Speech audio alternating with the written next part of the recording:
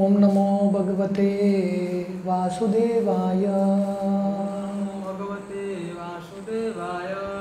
ओम नमो भगवते वासुदेवाय। भगवते वासुदेवाय। ओम नमो भगवते वासुदेवाय। भगवते वासुदेवाय। नारायणं नमस्कृत्य नारायणं नमस्कृत्य नरं चैव नरोत्तमं चैव नरोत्तमं देवीं सरस्वतीं व्यासं सरस्वतीं व्यासं ततो जायमुदीरये। जयमुदीरये। नष्टप्रायेषु अभद्रेषु नष्टप्रायेषु अभद्रेषु नित्यं भागवत सेवया भागवतसेवया भगवती उत्तमश्लोके भक्तिर्भवति नैष्टिकी। भगवते नैष्टिके कृष्णाय वासुदेवाय कृष्णाय वासुदेवाय देवकी नंदनाय च नन्दनाय च नंदगोपकुमाराय कुमाराय गोविन्दाय नमो नमः। गोविन्दाय नमो नमः। नमो पंकजनाभाय पङ्कजनाभाय नमो पंकजमालिने पङ्कजमालिने नमो पंकजनेत्राय पङ्कजनेत्राय नमस्ते पंकजांग्रये। नमस्ते पङ्कजाङ्ग्रये। हरे कृष्ण। तो कल हमने दूसरा अध्याय शुरू किया था कृष्णा बुक का, prayers by the demigods for Lord Krishna in the वूम। जो देवताएं कृष्ण जब देवकी के गर्भ में रहते हैं उस समय क्या प्रार्थना अर्पण करते हैं उसका वर्णन ये अध्याय में आता है। तो हमने कल के सत्र में ये देखा कि कृष्ण योग माया जो उनकी बहन है उनको एक आज्ञा देते हैं, आदेश देते हैं कि बलराम जी जो अनंत शेष है जिन्होंने देवकी के गर्भ में प्रवेश किया था, तो श्री कृष्ण योग माया को बोलते हैं बलराम जी को देवकी के गर्भ से रोहिणी के गर्भ में लेके जाइए। तो हमने देखा कि इसलिए बलराम जी का एक नाम आता है संकर्षण, क्योंकि दो परिवारों को एक साथ लाते हैं। और प्रभुपा ने यह भी समझाया बलराम का मतलब है जो आध्यात्मिक बल देते हैं। तो बलराम जी आदि गुरु हैं, नित्यानंद प्रभु आदि गुरु हैं, और जो भी गुरु वर्ग है परंपरा में आते हैं बलराम के प्रतिनिधि हैं। तो इसलिए गुरु का आश्रय लेने से, बलराम जी का आश्रय लेने से व्यक्ति को आध्यात्मिक शक्ति मिलता है अपने इंद्रियों को दमन करने का, प्रलोभन से बचने का। और अल्टीमेटली बलराम जी आनंद देते हैं, रमन, बलराम का मतलब है रमन। और बलराम जी किस में रमन लेते हैं? भगवान की सेवा में। He enjoys in the service of the Lord. तो बलराम जी नित्यानंद प्रभु, नित्यानंद का मतलब है जो नित्य रूप से आनंद है। तो नित्यानंद और बलराम सिखा रहे हैं हमको जिंदगी में सही आनंद है भगवान की सेवा। तो बलराम जी भगवान की सेवा के लिए इतने तत्पर रहते हैं, हर एक रस में, शांत रस, दास्य रस, सख्य रस, वात्सल्य रस, माधुर्य रस, पांचों रसों में कृष्ण की सेवा कर रहे हैं। कृष्ण का स्लीपर बनते हैं, कृष्ण का दाम बनते हैं, कृष्ण का बिस्तर बनते हैं अनंत शेष के रूप में। तो बलराम जी हर एक अवसर ढूंढ रहे हैं कृष्ण के सेवा करने में, और वो सिखा रहे हैं हमको, क्योंकि गुरु हैं, गुरु का कर्तव्य है शिष्य को सिखाना। तो बलराम जी सिखा रहे हैं कि सबसे महत्वपूर्ण कार्य हर एक व्यक्ति को करना है भगवान की सेवा, और इसमें व्यक्ति को आनंद मिलेगा। तो ये दुनिया में भगवान की सेवा छोड़ के हम अलग सा भोग करने का प्रयास कर रहे हैं, पर आनंद नहीं मिलता, दुख मिलता है। तो सही में आनंद का फॉर्मूला क्या है? कृष्ण की सेवा विथ लॉट ऑफ ईगरनेस। तो इस तरह से कृष्ण योग माया को यह आदेश देते हैं कि बलराम जी को स्थानांतरित कीजिए देवकी के गर्भ से रोहिणी के गर्भ तक। When Yogamaya was thus ordered by the Supreme Personality of Godhead, she circumambulated the Lord and then appeared within this material world according to his order. जब योग माया को भगवान श्री कृष्ण आदेश देते हैं तो योग माया क्या करती हैं? भगवान का प्रदक्षिणा। तो ये बहुत इंपॉर्टेंट है। हाँ, प्रदक्षिणा रिस्पेक्ट का साइन है। भगवान का प्रदक्षिणा, तुलसी का प्रदक्षिणा, गौ माता, गायों का प्रदक्षिणा।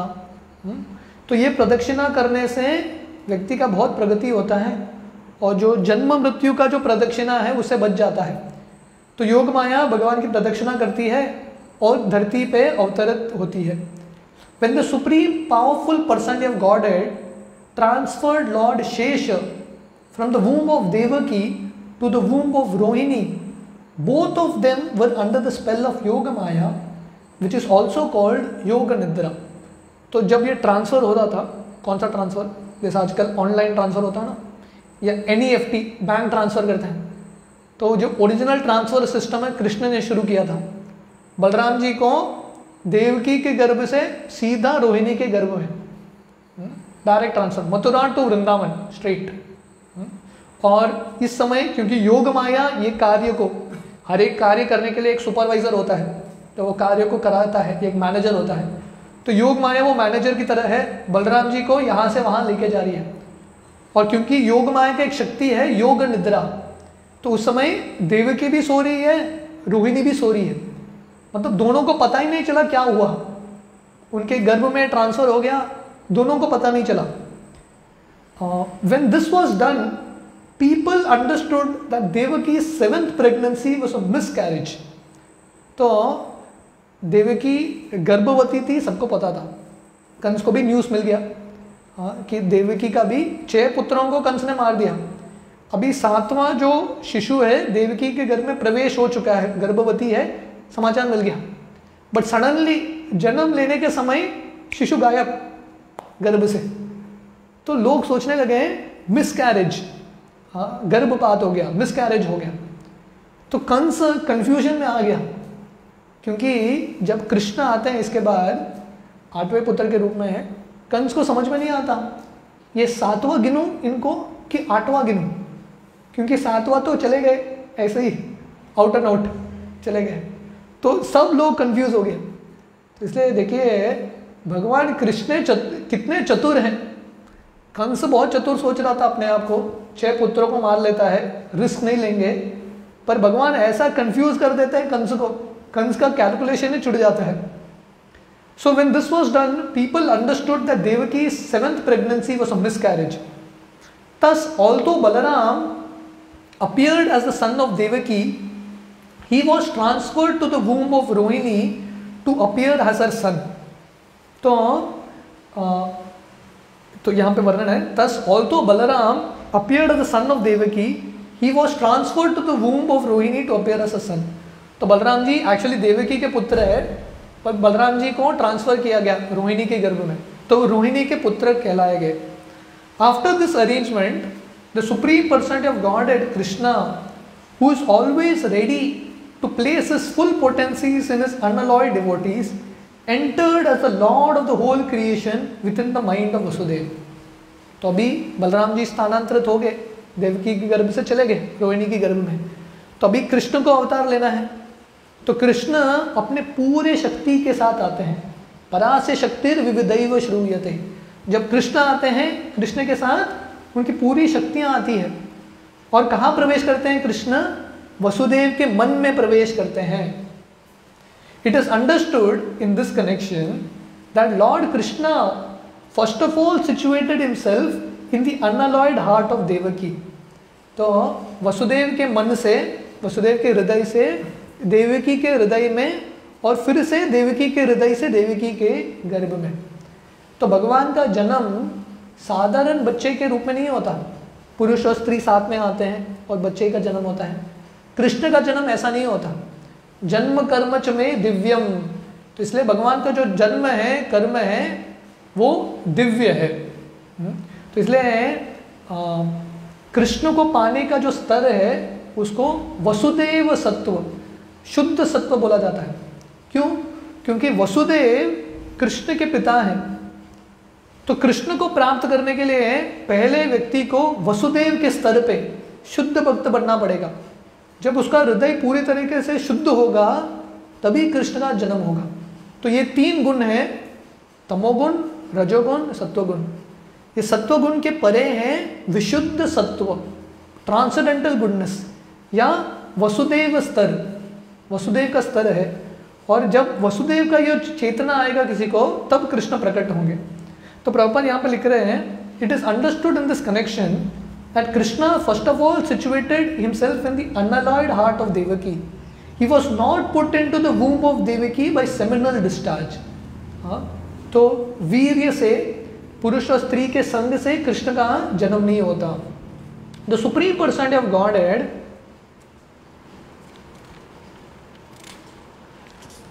by his inconceivable potency can appear in any way. तो भगवान के अचिंत्य शक्ति हैं. भगवान अवतार कौन सा भी रूप से ले सकते हैं. नरसिंहदेव का अवतार कैसा होता है? खंबा तोड़ के आते हैं नरसिंहदेव, कमसुम पिलर, माता पिता भी नहीं थे उनके. और यहाँ पे कृष्ण वसुदेव के मन में, वसुदेव के हृदय में, वहाँ से देवकी के हृदय में और देवकी के गर्भ में. तो भगवान कौन सा भी तरीका ढूंढ सकते हैं अवतार लेने के लिए. It is not necessary for him to appear in the ordinary way by seminal injection within the womb of a woman. तो ये लीला समझना बहुत इंपॉर्टेंट है, क्योंकि श्री कृष्ण साधारण पुत्र की तरह, साधारण शिशु की तरह जन्म नहीं लेते हैं अपने कर्म के अनुसार. तो कृष्ण अपना स्वयं का जो माता पिता चुनते हैं, समय चुनते हैं, काल चुनते हैं और अपने स्वयं की इच्छा से आते हैं और अपना ही तरीका भी चुनते हैं. साधारण पुरुष और स्त्री के संग में कृष्ण जन्म नहीं लेते. ही appears in a very transcendental way. When Vasudeva was sustaining the form of the Supreme Person of Godhead within his heart, he appeared just like the glowing sun, whose shining rays are always unbearable and scorching to the common man. तो जब कृष्ण वसुदेव के हृदय में प्रकट होते हैं तो वसुदेव चमकने लगते हैं सूरज की तरह. He starts to shine like a sun. तो ये होता है जब भगवान किसी के हृदय में प्रकट होते हैं, उसका भी जो कांति है, उसका भी तेज है, वो प्रकाशमय बनता है. क्योंकि कृष्ण सूर्य सम, कृष्ण हजारों सूर्य की तरह है, कृष्ण चंद्र है. और इसलिए जब कृष्ण वसुदेव के हृदय में आते हैं, नेचुरली वसुदेव का जो शरीर है बहुत प्रकाशमय हो गया. The form of the Lord situated in the pure unalloyed heart of Vasudeva is not different from the original form of Krishna. तो वही जो पूर्ण पुरुषोत्तम कृष्ण है, जो भगवत धाम गोलोक वृंदावन में आते हैं, वही श्री कृष्ण वसुदेव के हृदय में आते हैं. ऐसा नहीं कि कृष्ण का एक अवतार है, स्वयं कृष्ण आते हैं. The appearance of the form of Krishna anywhere and specifically within the heart is called धाम. तो इसलिए वसुदेव का हृदय क्या बनता है? धाम बन जाता है.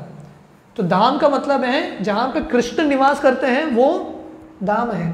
सब वृंदावन, मायापुर, ये सब धाम है, क्योंकि कृष्ण वहाँ पे निवास करते हैं, जहाँ पे कृष्ण लीला करते हैं. तो इसलिए हम सबका कर्तव्य है हमारे हृदय को भी धाम बनाना, मंदिर बनाना. We have to make our heart pure. उसके लिए हमारे हृदय को पहले शुद्ध बनाना पड़ेगा. अभी रथ यात्रा आ रहा है. रथ यात्रा के पहले चैतन्य महाप्रभु गुंडीचा मंदिर का सफाई करते थे, गुंडीचा मार्जन. क्योंकि भगवान चैतन्य महाप्रभु क्या दिखा रहे हैं? भगवान को आने के लिए पहला मंदिर साफ होना इंपॉर्टेंट है, जगह साफ होना इंपॉर्टेंट है. तो वैसे ही ये गुंडीचा मार्जन क्या है? हमारे हृदय की सफाई. जब हमारा हृदय शुद्ध होगा, वसुदेव के स्तर पे आएंगे, शुद्ध सत्व के स्तर पे आएंगे, उस समय हमारा हृदय धाम बनेगा और कृष्ण वहाँ पे प्रकट होंगे. Dham does not only refer to Krishna's form, but his name, his form, his quality and his paraphernalia. तो धाम मतलब कृष्ण का जो नाम है, कृष्ण का रूप है, गुण लीला. सो ये सब इंटरकनेक्टेड है. हरिनाम चिंतामणि में भक्ति विनोद ठाकुर समझाते हैं कि भगवान का जो धाम है, नाम है, रूप है, गुण है, ये सब भगवान से अभिन्न है. And they are non different in each other. मतलब भगवान का धाम मतलब भगवान का नाम भी है, भगवान का रूप भी है. और भगवान का जब नाम लेते हैं, हम कृष्ण का हरि नाम लेते हैं, वो हरि नाम या महामंत्र में भगवान के सब धाम है. वृंदावन है, मायापुर है, जगन्नाथपुरी है, सब हरि नाम में है. भगवान का जो रूप है, भगवान का लीला, सब हरि नाम में है. इसलिए ये जो हरि नाम है ये कोडेड वर्ड की तरह है. जैसा एक जिप फाइल होता है ना कंप्यूटर लैंग्वेज में, एक जिप फाइल में बहुत सारे फाइल्स रहते हैं, उसको ओपन करोगे तो बहुत कुछ निकलेगा. तो वैसे ही ये जो हरि नाम है पासवर्ड है, इसके अंदर भगवान का दाम, भगवान का रूप, गुण लीला सब कुछ है. Everything becomes manifested simultaneously. तो इसलिए एक चीज़ का हम आश्रय लेंगे, बाकी भी आएगा. कृष्ण के नाम का आश्रय लेंगे तो कृष्ण का रूप, गुण, लीला ये सब एक के बाद एक विकसित होगा। Thus the eternal form of the Supreme Person of Godhead with full potencies was transferred from the mind of Vasudeva to the mind of Devaki, exactly as the setting sun's rays are transferred to the full moon rising in the east. तो यहाँ पे सुखदेव गोस्वामी एक उदाहरण दे रहे हैं। तो Krishna transfer होते हैं, जैसे बलराम जी का ट्रांसफर किया गया देवकी के गर्भ से रोहिणी के गर्भ तक। तो कृष्ण ट्रांसफर होते हैं कहाँ से? वसुदेव के मन से, वसुदेव के हृदय से देवकी के मन और हृदय में ट्रांसफर होते हैं। कैसे? जैसे सूरज के प्रकाश से चंद्र को प्रकाश मिलता है कि नहीं? सूरज कहीं और है, चंद्र कहीं और है, पर सूरज का जो रिफ्लेक्शन है चंद्र पे पड़ता है और चंद्र को प्रकाश मिलता है। तो भाई इसलिए जब सूरज डलता है चंद्र प्रकाश में ही होता है। चंद्र का प्रकाश कहाँ से मिला है? सूरज से ही मिला है। वैसे ही पहले वसुदेव बहुत प्रकाशमयी हो गए, कृष्ण आ गए उनके हृदय में, और जब कृष्ण चले गए देवकी में, देवकी चंद्र की तरह वो प्रकाशमयी बन गई। Krishna the supreme person of godhead enter the body of Devaki from the body of Vasudeva. He was beyond the conditions of ordinary living entity. तो प्रभुपाद बार बार यही समझा रहे हैं कि कृष्ण का जो जन्म है, प्राकट्य है, सामान्य तरीके से नहीं होता, जैसा बद्ध जीव प्रकट होता है वैसा नहीं होता। When Krishna is there, it is to be understood that all his plenary expansions, such as Narayan, incarnations like Lord Narsimha, Varaha, etc., are with him, and they are not subject to the condition of material existence. तो कृष्ण के आविर्भाव में, अवतार में और जन्म में और बाकी अवतारों में फर्क क्या है? कृष्ण पूर्ण पुरुषोत्तम भगवान है। एते चम शकला पुंस कृष्णस्तु भगवान स्वयं। तो सुत गोस्वामी भागवतम में अलग अलग अवतारों का वर्णन करते हैं और बोलते हैं कि कृष्ण स्वयं भगवान है। एते च अंशकला पुंस कृष्णस्तु भगवान स्वयं। Krishna is that original Lord. इसलिए जब कृष्ण आते हैं वसुदेव के हृदय में, उस समय भगवान के जितने भी अवतार हैं, एक्सपेंशंस हैं, अंश और कला, नारायण, नरसिंह, वराह, राम इत्यादि सब प्रवेश करते हैं। जैसा बल्ब होता है ना, बल्ब का अलग अलग कैपेसिटी होता है, 5 वॉट, 10 वोल्ट, 1000 वोल्ट, अलग अलग कैपेसिटी होता है।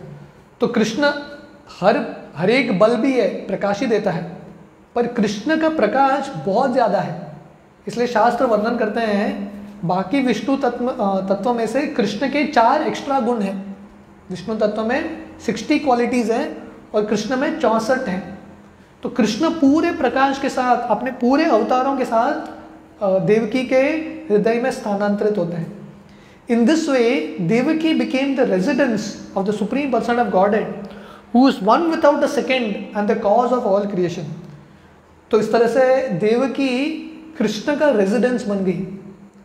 कृष्ण जाके देवकी के शरीर में निवास करते हैं। इमेजिन करो देवकी का क्या स्तर है, कृष्ण स्वयं आ रहे हैं देवकी के गर्भ में। तो इसलिए देवकी जो कृष्ण की माँ है, साधारण स्त्री नहीं है।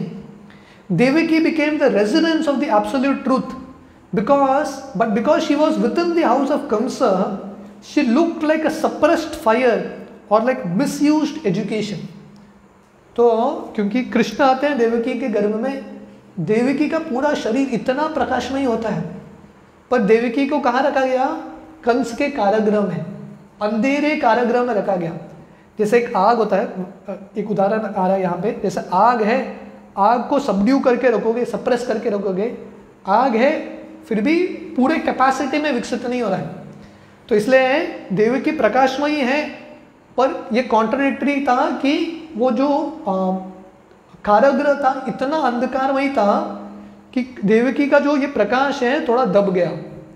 When fire is covered by the walls of a pot or is kept in a jug, the illuminating rays of the fire cannot be very much appreciated. जो आग है दीवारों के बीच में या मटके के अंदर रखा जाता है, तो आग को कोई अप्रिशिएट नहीं कर पाएगा। आग है पर वो पूरे शक्ति के साथ दिखता नहीं है।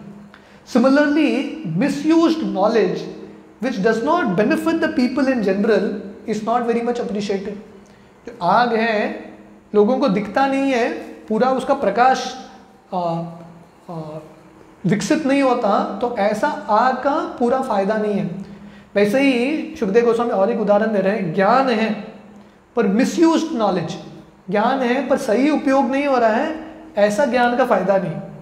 सो Devaki was kept within the prison walls of Kansa's palace and no one could see her transcendental beauty which resulted from her conceiving the supreme person of God.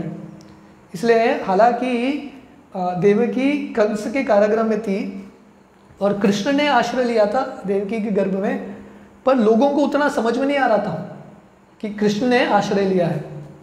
Kansa hover saw the transcendental beauty of his sister Devaki and he at once concluded that the supreme person of Godhead had taken shelter in her womb।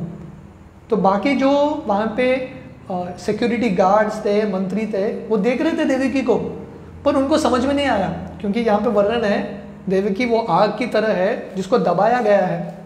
तो लोगों को समझ में नहीं आ रहा था कि कृष्ण ने आश्रय लिया है देवकी के गर्भ में, पर कंस को समझ में आ गया, क्योंकि रेगुलरली देवकी को देख रहा था। अभी वो देखा कि देवकी के अंदर एक ट्रांसेंडेंटल चमक है, एक शक्ति, एक ऊर्जा है, तो उसको समझ में आ गया कि निश्चित रूप से विष्णु ने आश्रय लिया है। She had never before look so wonderfully beautiful. तो देवकी क्योंकि कारागृह में थी, सुंदर तो नहीं थी, वहाँ पे सजाने का कुछ सामग्री नहीं था, पर कंस देख रहा था इतनी सुंदर हो गई देवकी। इसलिए जब कृष्ण किसी भक्त के हृदय में आश्रय लेते हैं, ऐसा भक्त बहुत सुंदर बनता है। शिला प्रभुपाद के एक शिष्य थी जो ऑस्ट्रेलिया में बहुत फेमस एक फिल्म एक्ट्रेस थी, वेरी फेमस फिल्म एक्ट्रेस, और इस्कॉन ज्वाइन हो गई और वो सब कपड़ा मेकअप छोड़ के सिंपल साड़ी पहन के मंदिर में रुकती थी। तो उनका न्यूज़पेपर में एक आर्टिकल आया, ऑस्ट्रेलिया के न्यूज़पेपर में। तो आर्टिकल था वो पूरे मेकअप के साथ हीरोइन के रोल में एक पिक्चर था, उसके साइड में वही माता जी, वही जो स्त्री है अभी भक्त बन गई और मंदिर में बिना मेकअप का साड़ी पहन के बर्तन घिस रही है, दोनों पिक्चर है। और प्रभुपाद के सामने भक्त ये न्यूज़पेपर आर्टिकल लेके आए और प्रभुपाद बोले अभी वो और सुंदर लग रही है, ये मेकअप में सुंदर नहीं लग रही है, अभी बर्तन घिसते हुए सुंदर लग रही है। क्यों? क्योंकि कृष्ण ने उनके हृदय में आश्रय लिया है। इसलिए देवकी, हालांकि उसने मेकअप वगैरह भी किया नहीं है, कारागृह में है, पर क्योंकि कृष्ण आश्रय लेते हैं देवकी के गर्भ में, देवकी इतना सुंदर बनती है।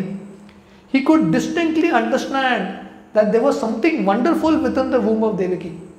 कंस को भी समझ में आ जाता है, इतना बड़ा असुर है फिर भी उसको समझ में आता है ये साधारण सुंदरता नहीं है, कृष्ण ने आश्रय लिया है निश्चित रूप से देवकी के गर्भ में। In this way Kamsa became perturbed. तो कंस डर जाता है कि विष्णु आ गए अभी।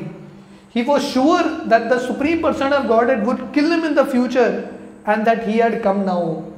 तो निश्चित रूप से कंस जान गया कि भगवान आए हैं मुझे मारने के लिए। Kamsa began to think what is to be done with Devaki? Surely she has Vishnu or Krishna within her womb. So it is certain that Krishna has come to execute the mission of the demigods. तो कंस अभी सोच रहे हैं क्या करें देवकी का, क्योंकि विष्णु या कृष्ण ने देवकी का गर्भ में निवास लिया है और अभी देवताओं के जो मिशन है मुझे मारने के लिए कृष्ण आए हैं। And even if I immediately killed Devaki his mission can not be frustrated. तो कंस सोच रहे थे नहीं अभी मैं देवकी को भी मारूंगा, फिर भी कृष्ण तो आ गए हैं, गर्भ से बाहर आके मुझे मारेंगे, तो देवकी को मारना सही नहीं है। Kamsa knew very well that no one can frustrate the purpose of Vishnu. तो कंस को समझ में आ गया विष्णु ने कुछ ठान लिया है तो कोई विष्णु को रोक नहीं सकता। हाँ, राके कृष्ण मारे के, मारे कृष्ण राके के। तो कृष्ण ने निश्चित किया है किसी का मृत्यु अभी होना है तो उसका निश्चित रूप से होगा। Any intelligent man can understand that the laws of God can not be violated. तो कोई भी बुद्धिमान व्यक्ति है उसको समझ में आएगा कि भगवान के जो नियम है उसका उल्लंघन कोई कर नहीं सकता। His purpose will be served in spite of all impediments offered by the demons. तो भगवान का जो लक्ष्य है, हेतु है, निश्चित रूप से वो होगा। तो इसलिए इंग्लिश में सेइंग है मैन प्रपोजेस गॉड डिस्पोजेस। मनुष्य बहुत प्लान्स कर सकता है, पर भगवान ने जो प्लान्स किया है वो निश्चित रूप से होगा। His purpose will be served in spite of all impediments offered by the demons. तो जितने भी बाधा आए, भगवान का जो कार्य है वो निश्चित रूप से होगा। इसलिए कृष्ण गीता में बोलता है संभवामि युगे युगे धर्म संस्थापनार्थाय। कृष्ण बार बार आते हैं धर्म को स्थापना करने के लिए। श्रील प्रभुपाद जब इस्कॉन के जो जुहू मंदिर बांध रहे थे, इतने सारे अड़चन आते हैं, सो मेनी ऑब्स्टिकल्स। जो मुंबई का जो म्यूनसिपलिटी है वो मंदिर आके तोड़ने का प्रयास करता है। कितने लोग वो जो पेपर उन्होंने फाइल किया था, रजिस्टर किया था, उसको कैंसिल भी कराते हैं, बहुत कुछ कराते हैं। पर कृष्ण का मिशन है, उसको कोई रोक नहीं सकता। प्रभुपाद राधा कृष्ण, राधा रस बिहारी को वहाँ पे स्थानांतरित करते हैं और प्रभुपाद उनको बोलते हैं मैं अवश्य आपके लिए मंदिर बांधूंगा। और क्योंकि राधा कृष्ण वहाँ पे बैठ जाते हैं, कौन राधा कृष्ण को निकालेगा। तो वैसे ही कंस को यहाँ पे पता है कि कृष्ण अभी सेटल हो गए, देवकी के गर्भ में स्थानांतरित हो गए। एक बार कृष्ण आ गए, कृष्ण को निकालना आसान नहीं है, राइट। तो कंस को भी ये पता था that the purpose of the Lord will be served in spite of all impediments. तो भगवान का कार्य है निश्चित रूप से सफल होगा। यत्र योगेश्वर कृष्ण तत्र पार्थ धनुर्धर तत्र श्रीर विजयो भूतिर ध्रुवा नीतिर मतिर ममा। जहाँ पे कृष्ण है और कृष्ण के भक्त हैं, वहाँ पे निश्चित रूप से विजयी होगा, कोई इसको रोक नहीं सकता। Kansa thought if I kill Devaki at the present moment, Vishnu will enforce his supreme will more वेहेमेंटली।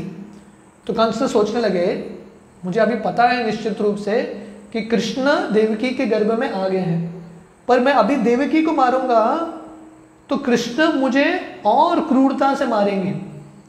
To kill Devaki just now would be a most abominable act. तो कंस सोच रहे थे देवकी को कैसे मारूं, ये अवस्था में गर्भवती है। No one desires to kill his reputation even in an awkward situation. तो कंस सोच रहे हैं कि मेरा जो यश है उसको मुझे मिटाना नहीं है। If I kill Devaki now my reputation will be spoiled. Devaki को अभी मारूंगा, ये सिचुएशन में मेरा जो प्रसिद्धि है, नाम है, वो सब चला जाएगा। Devaki is a woman and she is under my shelter, she is pregnant and if I kill her immediately all my reputation, the result of pious activities and duration of life will be finished. तो कंस को यहाँ पे थोड़ा बहुत बुद्धि आ रहा है, इतना तो बुद्धि है। तो कंस सोच रहे हैं देवकी तो स्त्री है, उसके बाद मेरे आश्रय में है, मेरे कारागृह में है, इसलिए और गर्भवती है, अभी मैं देवकी को मारूंगा तो मेरा जितना भी पुण्य है, आयु है, सब गड़ जाएगा। He also further deliberated, a person who is too cruel even in this lifetime is as good as dead. No one likes a cruel person during his lifetime and after his death people curse him. तो कंस सोच रहे हैं कि व्यक्ति अगर बहुत क्रूरता से रहता है तो जीते जी वो मरा हुआ व्यक्ति है। क्यों? क्योंकि अगर बहुत क्रूर व्यक्ति है, जब जीता है सब लोग क्या सोच रहे हैं, कब मरेगा ये, है कि नहीं। इतना अत्याचार कर रहा है कोई तो, और मरने के बाद लोग बोलते हैं अच्छा हुआ मर गया, धरती का बोझा चला गया। तो कोई भी क्रूर व्यक्ति को पसंद नहीं करता। On account of his self identification with the body he must be degraded and pushed into the darkest region of hell. तो ये सब कौन सोच रहा है? कंस सोच रहा है कि क्रूरता पूर्वक कोई काम करेगा तो नरक में जाएगा। तो कंस के अंदर भी थोड़ा बहुत बुद्धि है, some intelligence he has. Kansa thus meditated on all the pros and cons of killing Devaki at that time। तो कंस ये सब सोच रहा है, देवकी के गर्भ में कृष्ण को देखते हुए सब सोच रहा है, और कंक्लूजन पे आता है कि अभी देवकी को नहीं मारना है। Kamsa finally decided not to kill Devaki right away but to wait for the inevitable future. तो कंस सब सोच के, pros and cons, plus and minus सब सोच के उसका कंक्लूजन है देवकी को अभी नहीं मारना चाहिए, समय के लिए रुकते हैं, उचित समय के लिए, कृष्ण का जन्म होने दो तब देखेंगे। तो ये सोच के देवकी को नहीं मारता। तो we will continue this chapter. आगे का वर्णन हम कल शाम को कंटिन्यू करेंगे। हरे कृष्ण।